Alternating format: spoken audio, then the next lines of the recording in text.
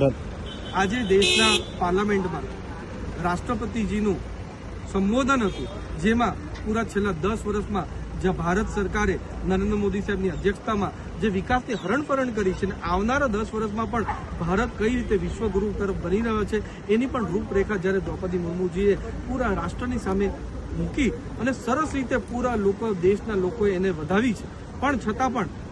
આ સ્પીચ પતી એના પછી કોંગ્રેસના પ્રમુખ લીડર એવા સોનિયા ગાંધીજીએ બહાર આવીને એકદમ અભદ્ર ટિપ્પણી આપણા દ્રૌપદી મુર્મુજી વિશે કરી છે. અમારા દ્રૌપદી મુર્મુજી આદિવાસી સમાજમાંથી આવીને કેટલા બધા ચડાવ ઉતાર કરીને મહેનત કરીને સંઘર્ષ કરીને જ્યારે આજે રાષ્ટ્રપતિના પદ લગીને પહોંચી છે, છતાં પણ જ્યારે સોનિયા ગાંધીએ એમને પુઅર લીડી થાકેલી એવા અભદ્ર શબ્દની ટિપ્પણી જે કરી છે એનો અમે પૂરજોશ વિરોધ કરીએ છીએ. અમારા આદિવાસી સાંસદો, ધારાસભ્ય, દરેક સમાજના સાંસદો અને પૂરો દેશ સોનિયા ગાંધીની જે વિચારધારા છે, જે અમારા આદિવાસી સમાજના ખિલાફ જે એમનું ઝેર એમના મનમાં છે એનો વિરોધ કરે છે અને અમે બધા લોકો માંગ કરીએ છીએ કે સોનિયા ગાંધી આના માટે દેશભરની સામે દ્રૌપદી મુર્મુજીને